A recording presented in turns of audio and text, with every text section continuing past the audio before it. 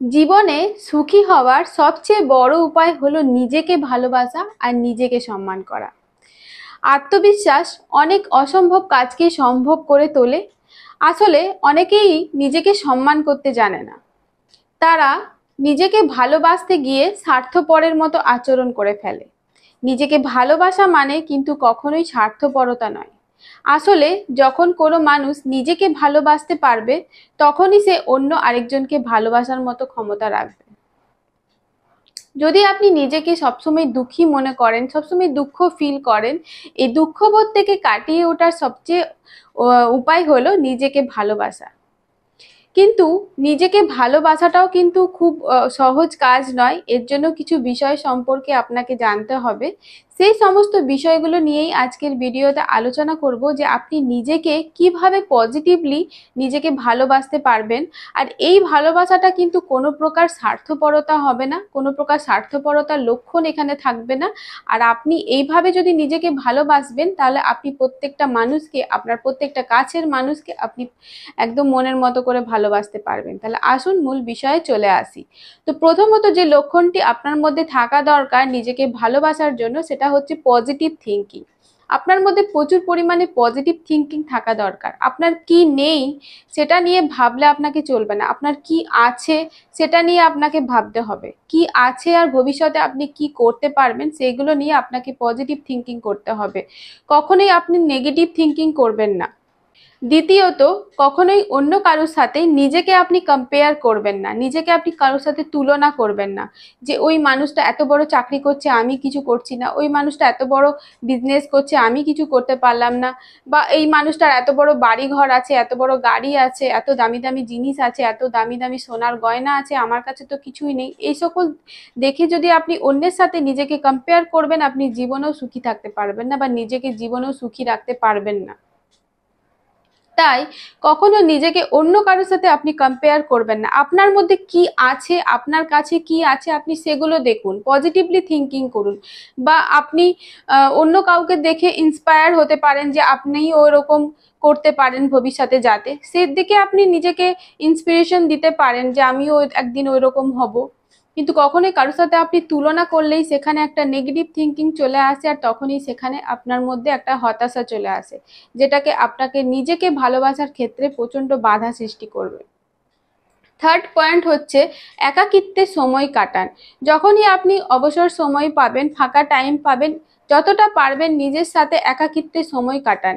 একাকিত্বে আপনি নিজেকে অ্যানালাইসিস করুন যে আপনার কি কি গুণ আছে, সেগুলোকে আরও আপনি কিভাবে সেই আপনার গুণগুলোকে আরও আপনি বাড়াতে পারবেন। আপনার মধ্যে কি কি ভালো জিনিস আছে, কি আপনি সারাদিনে কি ভুল করলেন, সেই ভুল থেকে আপনি কি শিক্ষা নিলেন। এইভাবে নিজেকে অ্যানালাইসিস করার জন্য নিজেকে নিজের সাথে একাকিত্বে কিছুটা সময় সারাদিনে 24 ঘন্টার মধ্যে 1 থেকে 2 ঘন্টা থাকা খুব দরকার। যখন আপনি নিজেকে একাকিত্বে কিছুটা সময় কাটাবেন, তখনই আপনি নিজের মধ্যে যে আপনার দোষ গুণগুলো আছে ওইগুলো আপনি নিজের ব্যাপারে জানতে পারবেন। তাই যতটা পারবেন অবসর সময়ে নিজের বন্ধু বান্ধবদের সাথে গল্পগুজব না করে, কারোর সাথে সমালোচনা না করে, নিজের সাথে কিছুটা হলেও সময় কাটাতে শিখুন।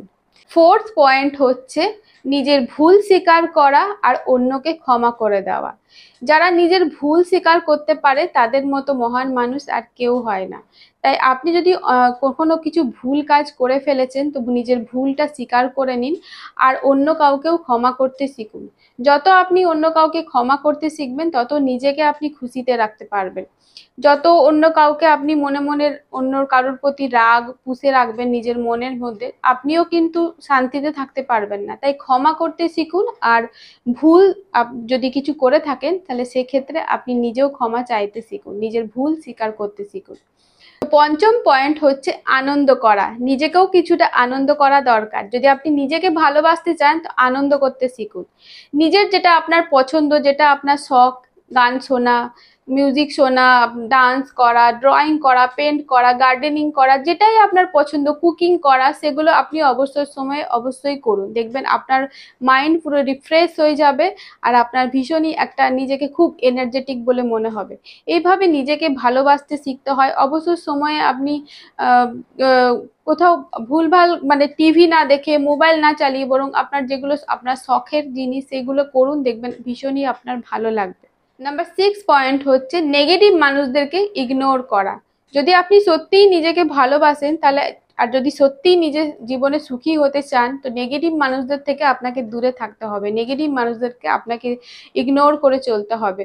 নিজেকে যদি ভালোবাসতে চান, এই সমস্ত আপনার লাইফ থেকে নেগেটিভ মানুষদেরকে দূর করে দিন, তাদের থেকে দূরে থাকুন। আর যারা পজিটিভ মানুষ, যাদের কাছ থেকে আপনি পজিটিভ ভাইবস পান, পজিটিভ এনার্জি পান, যারা আপনাকে ভালোবাসেন, যারা আপনাকে পজিটিভ এনার্জি দেন, যারা আপনাকে উৎসাহ দেন, যারা আপনার বিপদে সাথ দেয়, তাদের সাথে যতটা পারবেন সময় কাটানোর চেষ্টা করুন। নাম্বার লাস্ট পয়েন্ট হচ্ছে ভুল থেকে শেখার আগ্রহ। যদি আপনি সত্যিই নিজেকে ভালোবাসতে চান, তাহলে ভুল থেকে কিছু শেখার আগ্রহ থাকা দরকার। প্রত্যেকটা মানুষই জীবনে কিছু না কিছু ভুল করে, আমরা প্রত্যেকেই জীবনে কিছু না কিছু ভুল করে থাকি, কিন্তু সেই ভুল থেকে যারা শিক্ষাটা নেয়, মানে একই ভুল বারবার না করে সেই ভুল থেকে যদি আপনি শিক্ষা নিতে পারেন, তাহলে আপনি জীবনে নিজেকে সব থেকে বেশি ভালোবাসতে পারবেন। যখন আপনি এই বিষয়গুলি নিজের মধ্যে নিয়ে আসবেন, দেখবেন আপনি নিজেকে প্রচন্ড পরিমাণে ভালোবাসছেন। আর এই ভালোবাসাটা কিন্তু কখনোই স্বার্থপরতা হবে না, এই ভালোবাসাটা একদমই উদার মনের হবে। এইভাবে যদি আপনি নিজেকে ভালোবাসতে শিখে যান, আপনি আপনার প্রত্যেকটা কাছের মানুষকে আপনি মনের মতো করে ভালোবাসতে পারবেন।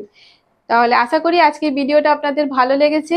আর যদি ভালো লেগে থাকে অবশ্যই চ্যানেলটা লাইক আর সাবস্ক্রাইব করতে একদম কিন্তু ভুলবেন না। তাহলে দেখা হচ্ছে পরবর্তী একটা অন্য ভিডিওতে। ততক্ষণের জন্য ভালো থাকবেন, সুস্থ থাকবেন।